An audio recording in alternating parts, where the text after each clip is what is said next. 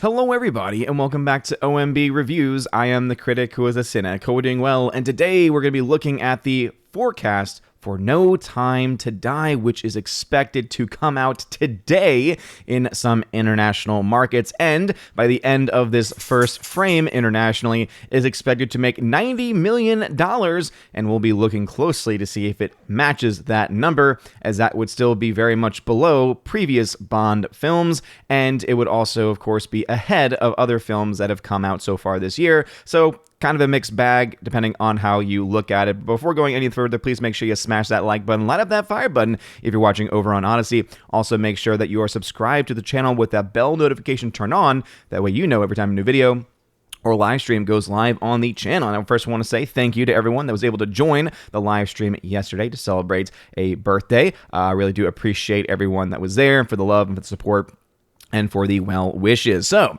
let's go ahead and look at this article here from Deadline. No Time to Die looking to bond with $90 million at early international box office preview. So again, the movie has not yet come out, but it is actually supposed to be rolling out starting today in Korea and eventually adding on to other places like the UK, Brazil, Germany, Italy, Japan, Mexico, Spain through Friday, October 1st, where it'll again open up into some other key markets. This film is expected to come out domestically in a couple weeks on October 8th, and we'll see, of course, how well or how not well it does domestically. That, I think, is going to be the number that I'm really looking at, is just how that number compares to other films that have come out during pandemic times, but also how it compares to other films within the Bond franchise, because this is a movie that has just been delayed so much that I really feel that so many people probably don't even care about this movie anymore, at least maybe not as much as they used to. The issue that comes with time is, one, costs can build up over that time. You can look at things like interest building up for the costs, right? Typically, when you're spending money on a film, you're probably taking loans out. Obviously, interest builds up on those loans, and you're not being able to pay those things back. But also, too, you start to lose interest. Interest starts to wane over time, because when you say, hey, everybody, get ready because it's coming out on this day, and then all of a sudden you push it back, you've now taken any of the excitement that was there and you have delayed it. Not to mention, the more time you have before a film comes out, the more information about that film comes out, and you're able to hear more stories about tweaks that they're trying to make to the film and other behind-the-scenes stuff. From what I have heard from people that have already seen this movie, they say that it's not really all that woke. However, there are a few moments in the film where there are some political panderings within it, and that is something that has been overblown by the mainstream media, and of course that is what they're going to hold on to, and I imagine that there's going to be a lot of channels that will be holding on to those moments too, so it's nice to hear that the vast majority of the film is just fun, stupid action. However, I still have my doubts about whether the film is going to be good or not, just because of how long it has taken. Not to mention whether the film is going to be profitable, and I think that is something where we can probably make a much better prediction by the very fact that this film just cost too much money. When you really come down to it, way too much money, where the early estimates of its budget and marketing on the more conservative side of things puts this film having to make around $750 million in order to break even. And that is assuming a $300 million production budget. Again, a little bit more on the conservative side. $450 million total with marketing cost. Again, typical marketing cost, not accounting for any additional marketing because of delays. So again, that break-even number, somewhere between $750 million. MovieWeb said $900 million. Again, I think that's a little on the high end. If I had to guess, I'd say the break-even is going to be somewhere between $750 and $850 million, and that should account for any additional costs and any additional interest being built on anything, and that should, I think, again, cover that. But let's go ahead and dive into this article. As it says, it's been a long time coming, but one of the most hotly awaited films of the pandemic era is finally hitting cinemas this week. Again, I would say that it's definitely been the most awaited. However, I think the heat of that film has definitely died down. As I said before, the longer that you delay a film, I would say that the less interest people would have, because if you just tease people over and over and over again, eventually they're going to say, okay, yeah, I'm done with it, I'm over it, no thank you. And with all the stories that have come out about this film, all of the directions that this film seems to be trying to push itself in, I would not be surprised if some people say, yeah, you know what, I could probably wait on this movie. I could probably wait for it to be free on a streaming service. I could probably wait for it to be on demand or obviously wait for it to be available via piracy. Obviously, piracy is still a very major factor in a lot of the films of today. And of course, it is dealing with COVID times. And when you add in COVID times with things like piracy, box office results end up getting impacted, especially internationally. Anyway, it goes on to say that it begins its rollout internationally starting on Wednesday in Korea, so starting today, the 29th. By the way, blessed feast of St. Michael the Archangel. And adds such majors as the UK, Brazil, Germany, Italy, Japan, Mexico, and Spain through Friday, October 1st. Further key markets, including Russia and France, joined 007 the following weekend, in step with the United States and Canada, while China is dated for October 29th. Given the state of closures in Australia, the typical robust bond market won't get the picture until November 11th. So I don't know exactly how robust that market is going to be in the midst of the lockdowns in Australia, and also in the midst of the fact that you have a lot of protests going on in Australia as well. I don't think that they're going to really have going to watch a giant big budget film as a way of trying to, let off some steam. Not to mention, of course, as they just mentioned, it is going to be opening up in China October 29th. We can expect this film to make probably, within the $100 million range in China. And if that is indeed the case, guess what? That means around $75 million plus will go to the Chinese Communist Party. And again, another reminder that studios continue to work with the Chinese Communists and to give them millions upon millions of dollars. Something that we need to always remember and to think about. Anyway, it goes on. There will be more than 50 markets in play overseas in total this session. For the first time, Universal is handling offshore distribution though MGM retains rights to such hubs as Scandinavia, the Middle East, and some of Eastern European numbers. Now, it goes on here to talk about the $90 million that it is expected to make this session.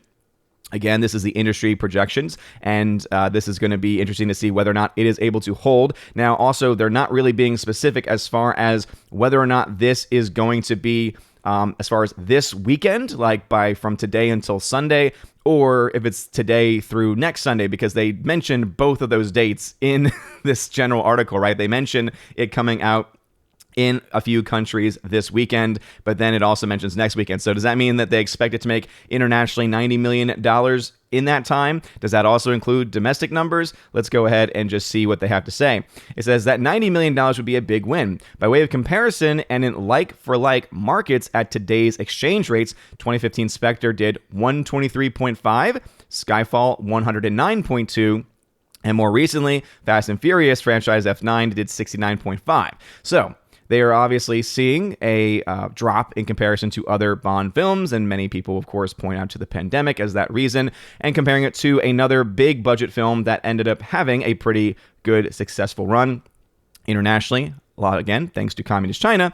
We see that this film, again, is actually expected to do better than Fast 9, which only made around $70 million around the same time period. So it will be incredibly interesting to see just exactly how well or how not well this film does. So No Time to Die begins UK screenings at midnight on Wednesday.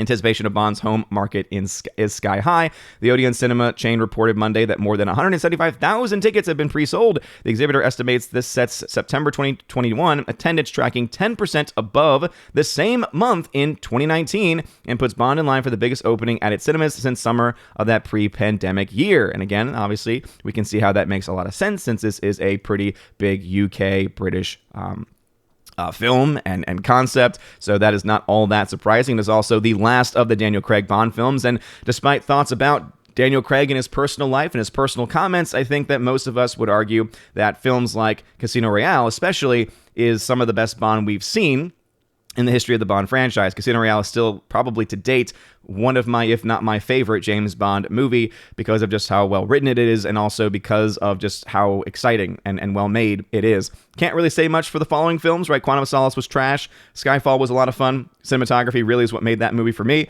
Spectre was just meh, it was fine. So I don't really know exactly where this film is going to fall on the review scale, at least for me, but it'll be interesting nonetheless, because again, $90 million sounds like a decent amount of money, but as I said, we really don't know exactly whether or not they're saying this is going to be how much they expect it to make in the opening weekend for both weekends, or if it's just for this coming weekend, based on the fact that it is expected to come out in Korea, the UK, Brazil, Germany, Italy, Japan, Mexico, and Spain through Friday.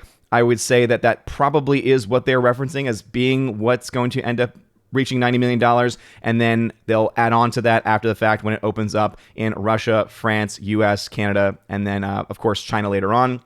It'll be interesting to see exactly how these numbers rather play out, because 90 million, talking about it as a preview, again, it seems that they're more likely indicating that that is what they expected to make in the first weekend. However, it would be a little bit weird only because Dune, which came out, started coming out and rolling out internationally a couple weeks ago, made around, was it $40 million or so, which is about twice as much as they expected. And it did come out at a very few markets in comparison. So we'll be watching this. We'll be checking in on just how well or how not well this film makes. And as I said, it's going to be an interesting ride, because is it going to actually be able to reach that $750 million break-even number? Again, I have some doubts about that. And the reason why I think, especially for COVID times, there's a reason to be skeptical is because right now, the highest grossing film internationally that we have had of COVID time is Fast 9, which is at $716 million internationally. Now, I think that one could easily argue that $716 million for a film like Fast 9 is doable for a James Bond movie. I think that most of us would agree, whether we are expecting that or not.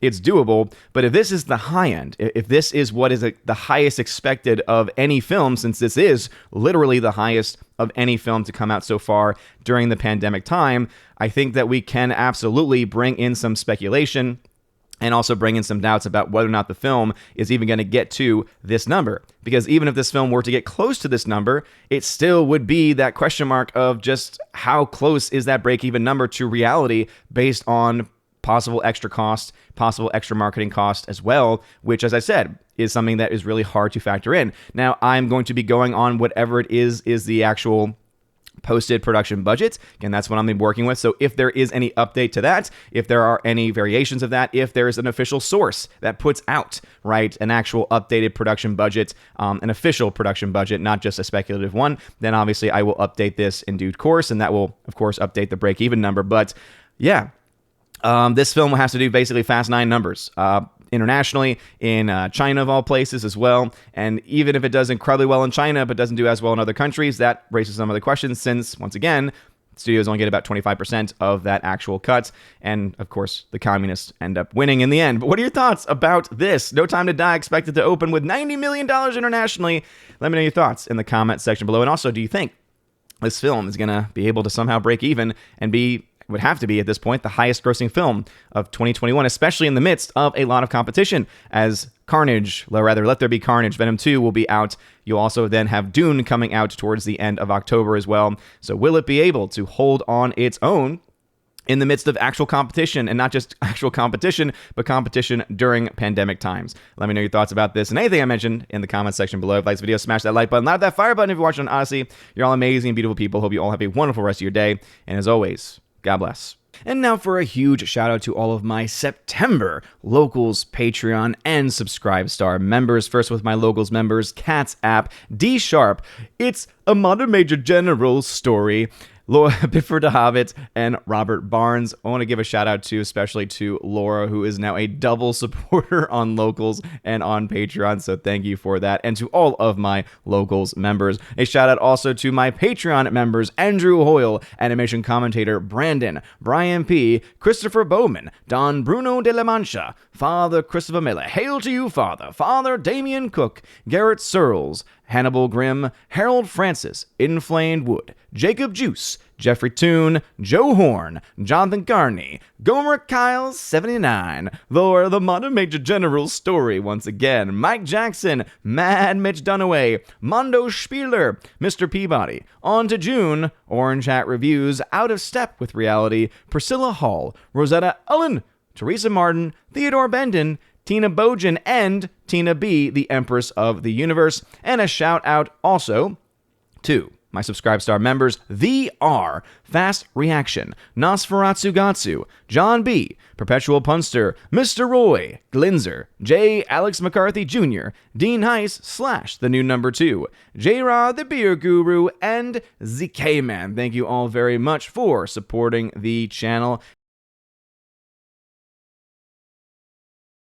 And I want to give a huge shout out to new members, one-time supporters over on Locals, Kara Tharp, K. Tharp, 56, and Brett D90. Thank you again for being a one-time supporter over on Locals, and also to my newest Patreon member, Stan Gunovic. And hopefully I pronounced that correctly, but thank you for being my newest members. It really does mean a lot. And if you want to have your name shouted out at the end of every single video or live stream on the main channel, please check out the links in the description below, specifically that top link, which will bring you to all of the links to my various social media pages and also places of support as well. And remember that if you join at the Army of Asgard level, you also get access to giveaways of 4K titles. Right now, I have a live giveaway of Snatch on 4K Steelbook. I've also got ones for Dread, Wrath of Man Blu-ray. I've also got A Quiet Place Part 2 on 4K. I've got Top Gun on 4K, Sicario on 4K, tons of films and more to come, especially as more films are getting released for those giveaways. At the